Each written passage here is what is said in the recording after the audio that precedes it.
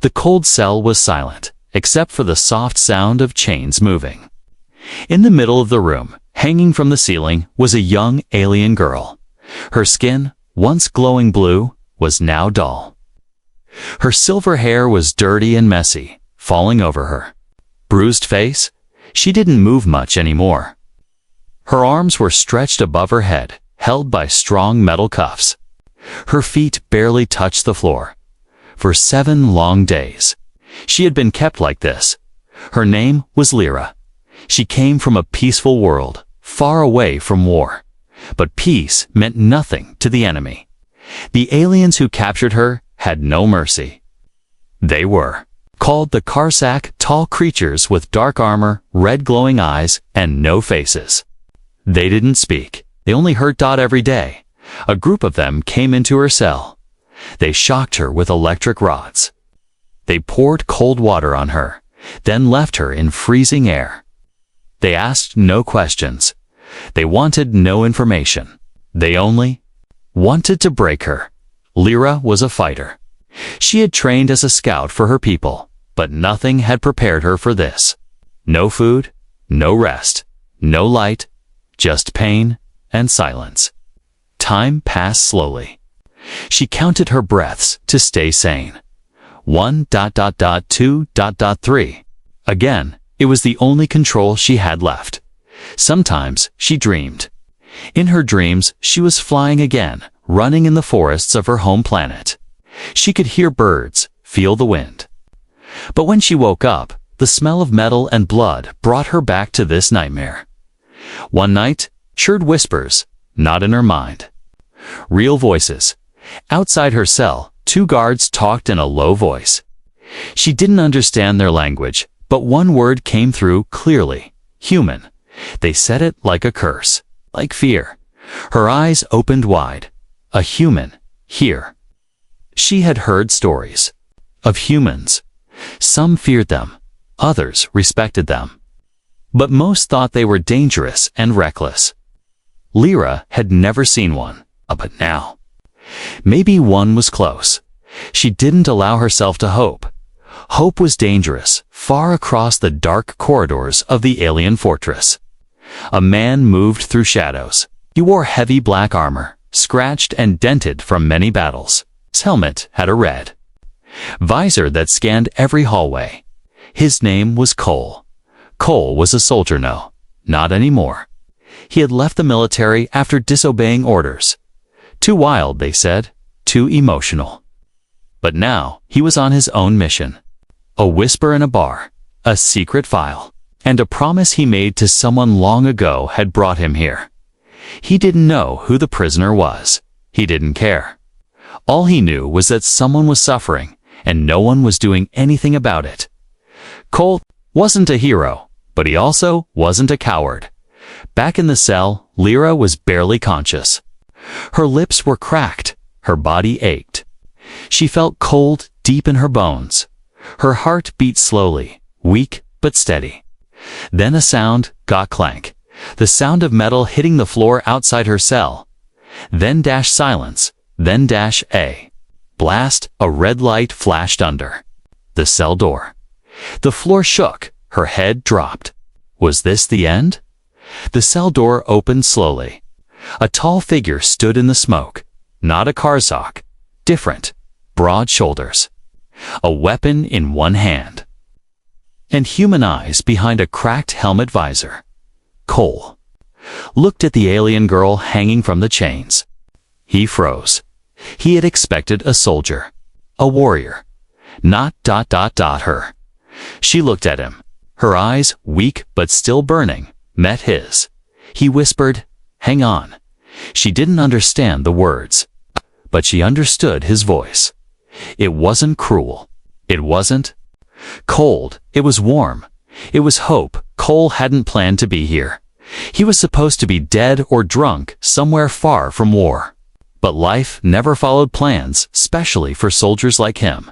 The military called him unstable, too bold, too emotional. He called it being human. 3 days ago, he had heard whispers in a backwater spaceport. Trade ship captain spoke. In a hushed tone, telling a story about a prisoner and alien girl captured by the Karsak. No one cared. She was just another alien. But something about the story stayed in his mind. A girl, tortured, forgotten. Alone, he couldn't sleep. After that, not because he cared about war anymore, because something deep inside told him he had to go. So now he was here inside the enemy base, deep behind enemy lines. No backup, no escape plan. Just his armor, his rifle, and a fire in his chest. Cole moved through the dark tunnels like a shadow. Every step was silent. Every breath slow. His armor was old, but still powerful, modified to block scanners and hide his heat signature. He had rewired it himself. No one else believed in the mission, but he didn't need them. He only needed a reason. And tonight, she was the reason. He reached a corner where 2 Karsak guards stood. They were huge, twice his size. Their armor pulsed with red light. He watched them from the shadows. One of them laughed in its strange, clicking language. Cole didn't know what it said, but it made his blood boil. He waited, breathed, then moved. 2 shots, fast, clean. The guards dropped without a sound. He dragged their bodies into the shadows. Then he looked at the locked door behind them. A red light blinked. The prison chamber. He took a small device from his belt and connected it to the panel. Sparks flew. The lock clicked open inside. The air was heavy with the smell of blood and metal. Then he saw her, hanging from the chains. Barely alive. Blue skin bruised. Silver hair tangled and lifeless. She didn't move, but her chest rose just enough to show she was still breathing. He stepped closer, lowering his weapon. "Hey," he said softly. His voice cracked. "I'm not here to hurt you." She didn't answer. He reached out and gently touched her wrist. Her skin was ice cold. "I'm getting you out of here," he whispered. The moment his hand touched the chains, her eyes opened, barely, just enough to see.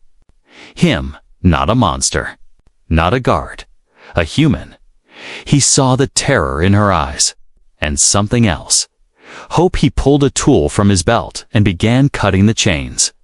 The metal hissed and sparked. The noise would bring attention soon, but he didn't care. Not now. One cuff snapped. Her arm fell limply. Then the second, he caught her before she collapsed. She was light, far too light, like a feather that had lost its strength. He lifted her into his arms. Her head fell on his shoulder. Her voice was barely a whisper. He couldn't understand her words. But the way she said them broke something inside him. Maybe it was thank you. Maybe it was please. Either way. He wasn't leaving her here. Suddenly, dash sirens. Red lights began flashing in the hallway. The car? Zach knew. Cole turned toward the door. His grip on her tightened. "You're going to be okay," he told her. "I promise." She didn't reply. But her fingers curled slightly around the edge of his armor. That was enough. He stepped out of the cell, carrying her like a soldier carries his flag. Behind him, the cell door slammed shut. In front of him, the alarm screamed louder. The fortress was waking up, but Cole didn't stop. The fortress was alive now. Red lights flashed across the cold metal walls. Sirens howled like angry ghosts. Doors hissed open. Boots stomped. The Karsak soldiers moved in packs, hunting the intruder. Their weapons glowed, and their armor clicked with each step. They were machines in the shape of monsters, fast, silent, deadly. But they had made one mistake. They gave him a reason to fight. Cole moved like a storm. Through the darkness, he carried the alien girl in his arms. Her body was weak, but her breathing was steady. She was still alive. That was enough. He held her close, careful not to jolt her injuries. His rifle hung from his back. Now it was just him, her, and his fists. Every hallway looked the same. Steel floors, black walls, red lights. The place was a maze designed to trap. But Cole had memorized the stolen blueprints. He had studied them for hours before breaking in. He knew where to go. The problem, the way out, was filled with death. Around the next corner, 2 Karzak guards appeared. They froze when they saw him staring at the strange sight. A human soldier holding a wounded alien girl. In their prison, Cole didn't hesitate.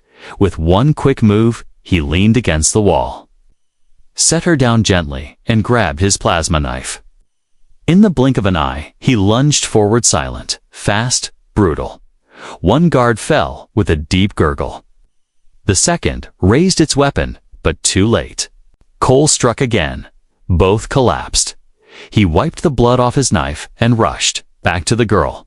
Her eyes were open again just a little. She had seen it. Not the violence, but the courage. He pressed a button on his wrist pad. A small holographic map glowed in the air. 5 levels down, he whispered. Extraction point, ... elevator shaft.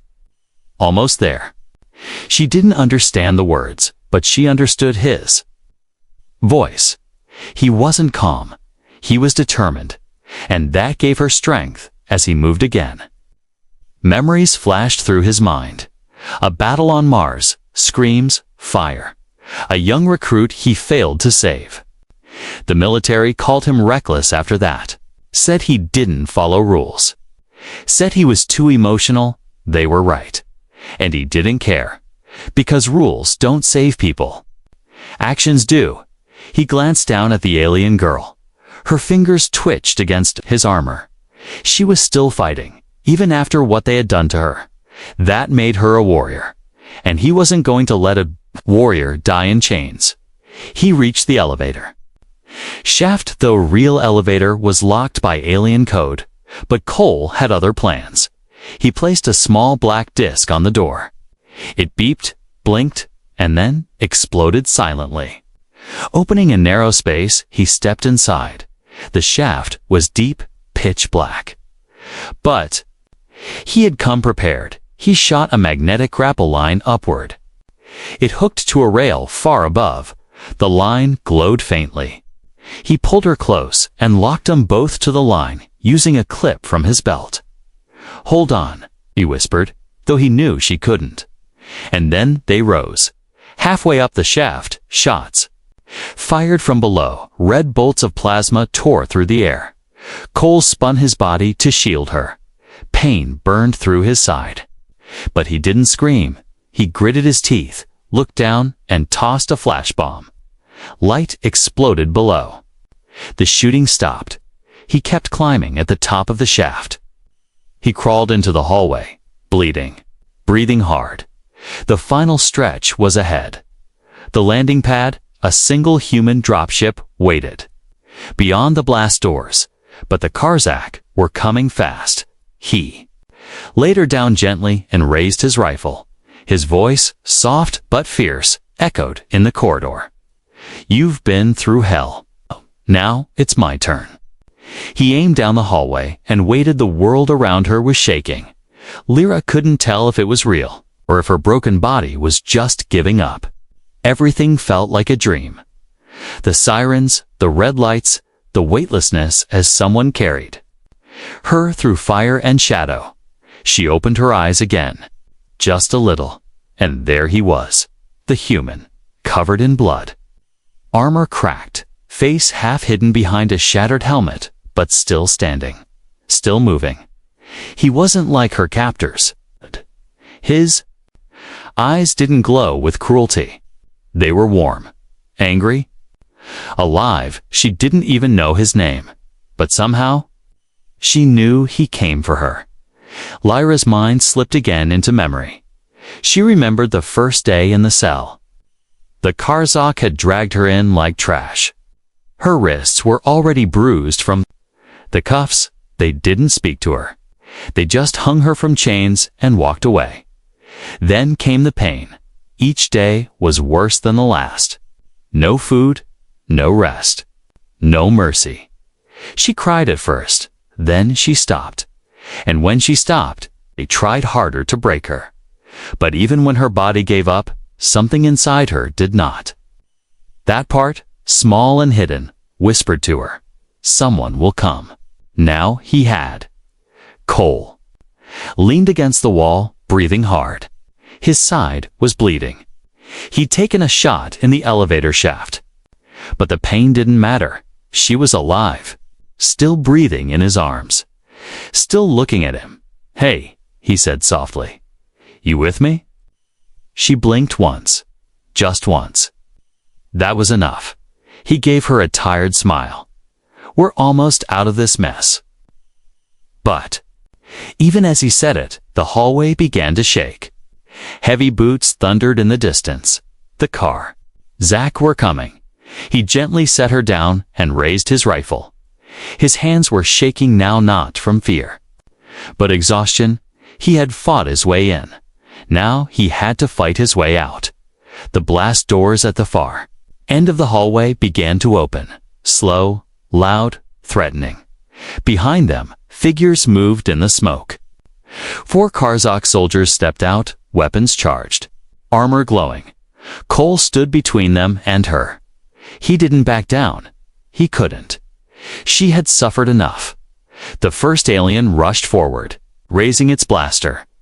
Cole dropped low, rolled, and fired. One shot direct hit. The creature fell backward, armor sparking. The others roared and opened fire. Plasma bolts flew through the hallway.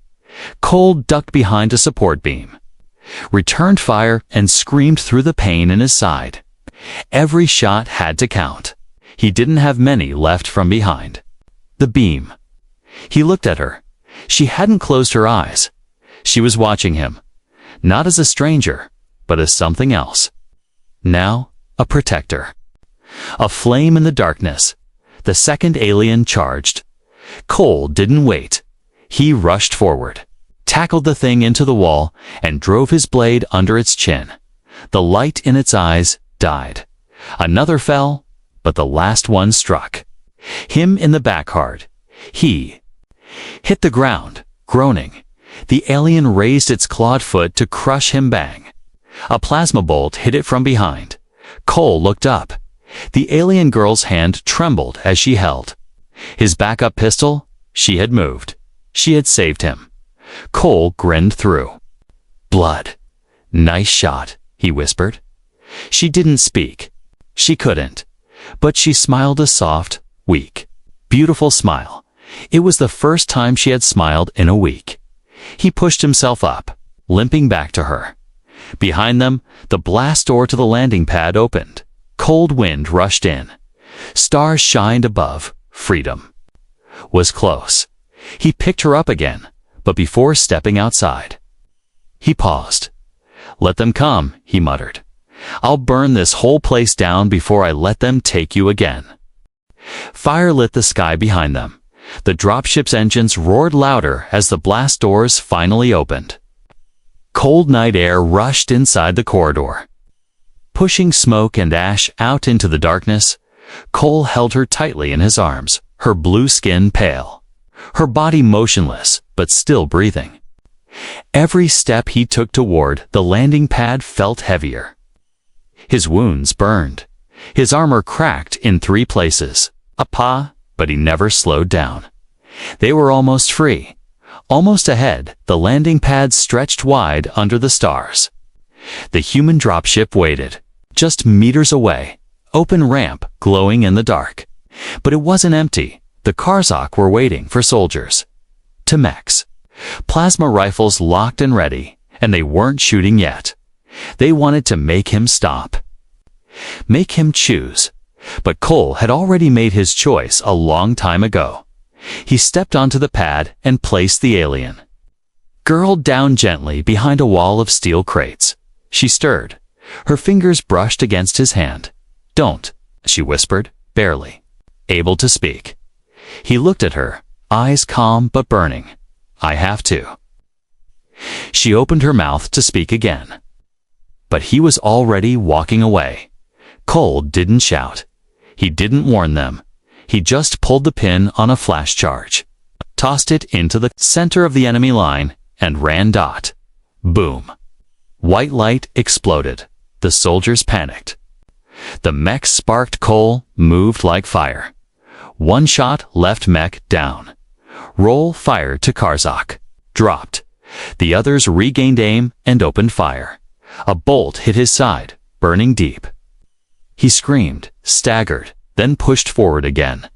From behind the crates, she watched him. He bled. He fell, but he always stood again. Not for glory. Not for revenge. For her. The last enemy raised a blade arm and charged. Cole didn't reach for a gun. He didn't need one. He waited until the alien was close. Then he sidestepped, pulled the broken rifle like a club, and struck it across the neck. The alien fell, silence, just the hum of the ship, waiting, and his breath. Rough and ragged. The ship rose into the sky like a ghost fleeing fire. Below, the fortress burned. Inside, everything was still too still. Cole sat on the floor, his back against the cool wall of the dropship. His face was pale. Blood soaked through his shirt, dripping onto the metal. His rifle was gone. His armor cracked. His strength nearly spent. But his eyes stayed open. They watched her. She lay just a few feet away, resting on a folded blanket the medic had thrown down. Her eyes were closed now, but she wasn't asleep. Her chest moved with slow, careful breaths. For the first time in 7 days. She didn't wake up in chains. She wasn't cold. She wasn't alone. The pilot's voice came through the speaker. "We're 2 minutes from Allied airspace, but they're chasing us. Fast." Cole didn't move, didn't speak. He just stared at the alien. Girl who had nearly died in that prison cell. He had gone there expecting to find a fighter. What he found instead was a survivor. Her eyes opened slowly. She looked around. The hum of the ship, the clean walls, the stars outside the window. Then she saw him, bloody, broken, alive. "You stayed," she whispered. "Yeah," Cole said. His voice was tired, but steady. "Didn't plan to leave without you?" She tried to sit up, but winced. He moved forward quickly. "Careful. You've been through more than most soldiers." She looked at him. Her voice was soft. "Why did you do it?" Cole paused, not because he didn't know, but because he'd never said it out loud before. "Because they expected you to die alone," he said. "And I couldn't let that happen." The dropship shook. A red light blinked over the door. "Enemy fighters behind us." The pilot yelled. "They're charging weapons. We're not going to make the boundary in time unless we lose weight fast." Cole stood up slowly. His whole body screamed. He grabbed the emergency panel and yanked out a harness. "What are you doing?" she asked. "Buying you time," he said, strapping on the gear. Her eyes widened. "You can't go out there. You'll die." He smiled just a little. "I've died before. Inside, this might bring me back." He walked to the side door and opened the manual lever. Wind rushed in like a monster. The stars outside waited. Sharp and silent. She crawled toward him. Still weak, still hurting, but not silent anymore. "If you go," she said, "you better come back." He turned, looked at her. That same stubborn fire burned in her eyes, the one that helped her survive the chains, the silence, the fear. He nodded once. "I'll try." And then he jumped. The sky was wild. He fell for only a second before landing. Hard on the wing of the ship. The enemy fighters roared in the distance, red lights targeting his ship. He raised a last plasma charge in his pack, locked it to the ship's edge, aimed it at the nearest fighter, and waited. 3 seconds, 2.1. Boom. Inside the dropship. The girl clutched the railing. Watching from the window, she saw the enemy fighter explode in the distance. Then another. But no sign of him, no movement. Just smoke. Her chest tightened. had she finally escaped, only to lose the one person who cared. Then a blinking signal appeared on the monitor. The pilot grinned. He's alive. He's transmitting from an external suit. She dropped her head against the wall and laughed softly. He did it. He really did it. They crossed into safe airspace. The alarms stopped. The enemy fighters vanished. The ship finally slowed down. And the war, at least for tonight, was over. She looked out the window again, whispering to no one. You didn't just save me. You reminded me what it means to feel again. The sun was rising, not the burning red of war, but the soft gold of peace. It spread across the sky like a quiet promise, touching the steel walls of the Allied medical station. Inside, everything was calm. No alarms, no shouting, no pain. Just the sound of breath. And healing. Lyra sat upright in the bed now. Her wounds were healing faster than the doctors expected. Her body was strong, even after the days of torture. But the real healing was happening in her eyes. They no longer held fear. Now, they held light. Across the room, Cole sat in a chair with a blanket draped over his shoulders. His chest was bandaged, his face bruised, but he was alive. Somehow, still breathing, still stubborn. He watched her silently as she sipped water and stared out the window. She noticed. Are you always this quiet? She asked. He smirked. Only when I don't know what to say. She looked down at the cup in her hands. The fingers still trembled, just a little. Then she whispered, No one ever came for me before. He nodded. I figured. Why did you? Cole paused, thought for a moment, then answered honestly. Because I couldn't sleep knowing you were still in there. The room went quiet again, but it was the kind of quiet that felt safe, full, alive. A nurse entered, checked her vitals, and smiled. She's stronger every hour. She should be discharged in a day. Cole stood up. Where will she go? The nurse paused. She can apply for refugee protection, or she could be transferred to another system. Lyra looked up quickly. I don't want to go alone. The nurse blinked. Cole raised an eyebrow. You want to stay? She looked straight at him. I feel safe when you're around. It wasn't romance. It wasn't friendship. It was something deeper, a kind of trust that could only come from shared pain. Later that day, they sat outside under a glass dome, watching birds fly across a blue sky. Lyra had never seen real birds before. Do they fight? She asked. Only when they have to, Cole replied. She nodded slowly. Then maybe I'm like them now. He looked over at her. You were always like them. You just didn't have wings. She smiled softly. Not sad this time. It's full of thought. As the sun touched the mountains in the distance, she asked one more question. Do you think I'll ever be normal again? Cole didn't answer right away. Instead, he looked at Hurley. Looked at the scars still fading from her arms, at the strength behind her soft words, at the fighter that no one else saw. Then he said, You don't need to be normal. You just need to be you. She leaned her head against his shoulder. He didn't move. They sat like that for a long time. No medals, no speeches, just a human and an alien. Two survivors of a war neither asked for. Two hearts that refused to give up. Two lives changed forever. Because one man chose to care. And somewhere in the stars above, the galaxy whispered something new.